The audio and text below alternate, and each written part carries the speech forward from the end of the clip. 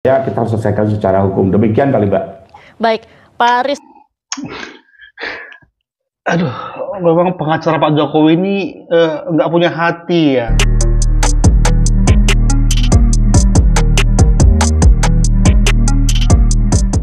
Hai guys, itu bersama Bang Boy. Bang Boy ini punya teori sebenarnya, bahwasanya si Rismon ini sudah kalang kabut, sudah ketakutan, sedemikian rupa, dan faktanya sepertinya dia nggak punya bukti untuk mengcounter laporan Pak Jokowi. Jadi apa yang dilakukan dia ke Solo, ke Jogja, itu hanya pepesan kosong doang. Untuk menciptakan kegaduhan doang. Tapi untuk menolong dia supaya nggak dipenjara, itu adalah cara-cara yang kosong. Hanya habis-habisin bensin doang. Kalau istilah saya, ya cuma supaya liburan doang. Liburan sebelum dipenjara, tapi kesannya mencari barang bukti. Hanya ngasih angin segar kepada kelompok HTI yang sudah membayar dia. Kenapa guys? Ini kita bahas. Langsung aja itu dia reasonnya. Ke Pak Rismon terlebih dahulu. Pak Rismon, beberapa waktu lalu Anda menyambangi rumah dari Pak Kasmudjo, dosen dari Jokowi. Mengapa Anda menyambangi rumah Pak Kasmudjo ini, Pak Rismon? Ya, hal itu dilatar belakangi karena apa ya? Pak Jokowi sebelumnya mengkoreksi ya bahwa Pak Kasmudjo bukan pembimbing skripsi, tetapi adalah pembimbing akademik. Padahal persepsi publik maupun jurnalis maupun wartawan pada tahun 2017 dalam dialog pada video tersebut, ya semuanya menyimpulkan bahwa Pak Kasmudjo adalah dosen pembimbing skripsi. Tetapi setelah 8 tahun ya dikoreksi, sehingga saya ingin menanyakan langsung kepada Pak Kasmudjo perihal hal tersebut. Oleh karena itu ya secara tidak disangka saya bisa menemui secara mungkin 1 atau 2 menit ya dan mengajukan pertanyaan 2 poin penting, yaitu apakah Pak Kasmudjo dosen pembimbing skripsi Pak Jokowi? Bukan. Poin kedua yang saya tanyakan adalah apakah Pak Kasmudjo dosen pembimbing akademik? Dan bukan. Oke, kita tangkap ya. Kenapa aku bilang bahwa ini hanya pepesan kosong? Jadi guys, kalau teman-teman bisa melihat videonya si Rismon, video tersebut diambil dengan situasi Pak Kasmudjo nggak mau terima dia. Tapi dia memaksa orang tua yang sedang sakit loh, untuk dimintai untuk menjawab pertanyaannya dia. Tapi coba cek, apa respon Pak Kasmudjo dari awal dia nggak mau terima. Pas mau dia tutup, dia terkesan didesak untuk menjawab pertanyaannya. Pertanyaan mengenai benarkah Pak Kasmudjo pembimbing skripsi atau pembimbing akademik. Dua-duanya Pak Kasmudjo menjawab dengan tidak. Tapi dengan tegas-tegas pengen menutup. Oke? Di poin itu aja dulu kita bahas. Di poin bahwa dia sedang memaksa seorang yang sakit untuk menjawab pertanyaan dia, itu udah salah banget. Peneliti mana yang melakukan seperti itu? Yang pertama. Kalaupun yang kedua dia memaksakan bahwa itu menjadi suatu fakta ilmiah, saya mau katakan itu nggak ada fakta-faktanya, Rismon. Ya, cek sekali lagi di lembar pengesahan Pak Jokowi, nggak ada nama Pak Kasmudjo di situ, nggak ada guys. Jadi kalau dia pengen ke rumah Pak Kasmudjo ingin membuktikan skripsi Pak Jokowi itu palsu, itu nol. Karena apa? Pak Jokowi nggak memasukkan nama Kasmudjo di lembar pengesahan tersebut, yaitu Pak Sumitro, dosen pembimbing skripsi Pak Sumitro. Kalaupun Pak Kasmudjo nggak mengakuin sebagai pembimbing skripsi, itu nggak ada nilainya, Rismon. Nol, nilainya nol. Karena kau itu wajib menanya Pak Sumitro, benar nggak Pak Sumitro sebagai pembimbing skripsi? Kalau Pak Sumitro bilang enggak, nah itu baru bernilai supaya kau itu ada pembelaan ketika kau ditetapkan sebagai tersangka. Makanya aku mau bilang seperti ini guys, bahwa langkah Rismon ini adalah langkah sia-sia. langkah hanya pengen liburan doang, tapi di kamuflasein, dibungkus investigasi ke Solo, ke Jogja untuk menghibur para kelompok-kelompok HTFPI yang sukses menyuap mulutnya Rismon. Dengan ini mungkin, ya, mungkin dengan ini. Tetapi dia hanya liburan sebelum ditangkap. Nah, poin yang paling ngena adalah seharusnya Rismon di poin ini dia bagaimana mencari bukti-bukti supaya ketika dia ditetapkan sebagai tersangka dia masih bisa loh untuk membebaskan namanya lewat apa? Lewat pra-peradilan. Bisa loh dia loh masih bisa menyelamatkan dirinya kalau dia bisa menemukan bukti untuk menyangkal yaitu penetapan dari kepolisian bahwa dia sebagai tersangka. Dia masih punya bukti loh, masih punya cara. Tapi nggak dilakukan. Pak Kasmujo dicari. Tahu apa yang dicari lagi? KKN. Desa-desa KKN. Ya, nonton aja kau di desa KKN penari kau, supaya puas kau. Dan akhirnya tertampar-tampar semua kan, Rismon kan, dengan barang bukti yang disampaikan oleh Kades. Bahkan beberapa waktu itu orang yang asli pernah melihat Pak Jokowi speak up mengenai ada seorang pemuda yang berkacamata datang menaiki Vespa, mengambil gitar, itu udah menampar semua itu. Tapi Rismon, aduh tuh Rismon. Makanya judulnya ini adalah pepesan kosong Rismon ke Solo dan ke Jogja. Langsung aja dibantah oleh pengacara Pak Jokowi. Ini dia. Pak Rifai, bagaimana tanggapannya terkait pernyataan Pak Rismon tadi?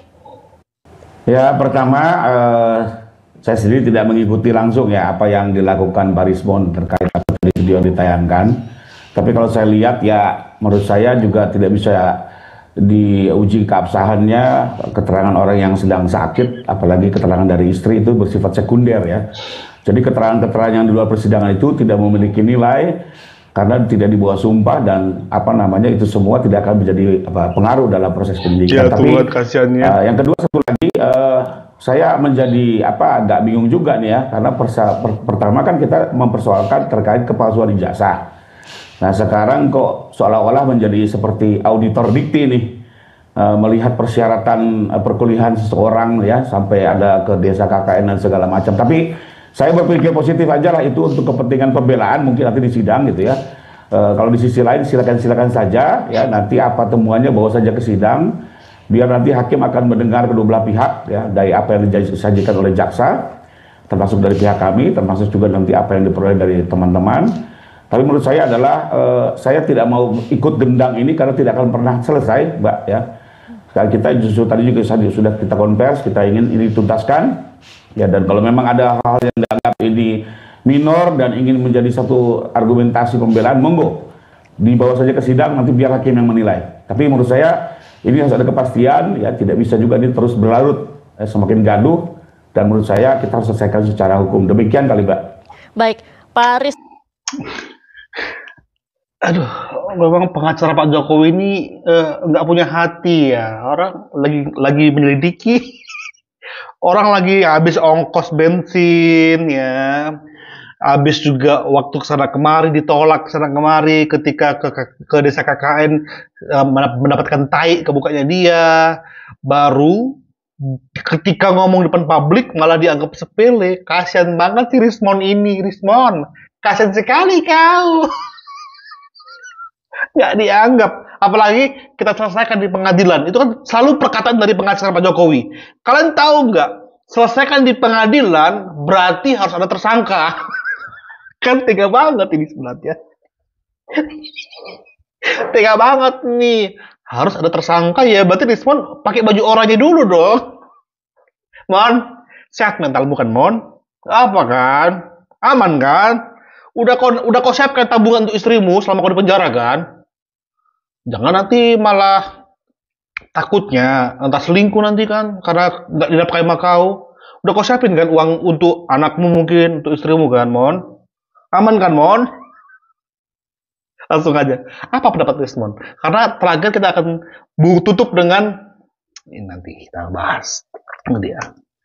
Rismon, Barreskrim kan ini sudah mengumumkan bahwa ijazah dari Presiden ke-7 Joko Widodo ini asli dan kasusnya juga sudah dihentikan begitu terkait dengan dugaan ijazah palsu. Iya, Apalagi yang diragukan, Pak Rismon? Apa, Mon?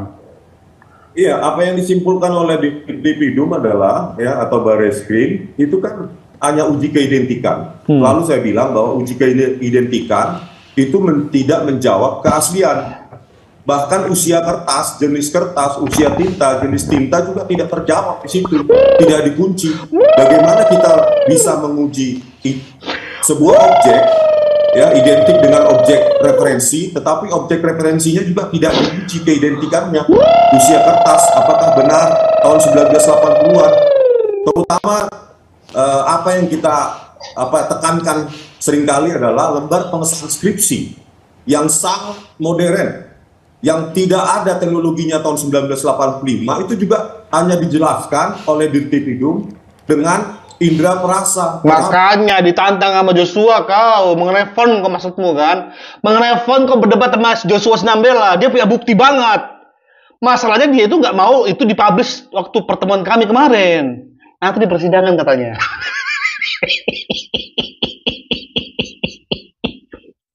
Di persidangan tuh Mon, nanti Mon. Nah, ini kita harus bahas nih mengenai kertas tinta.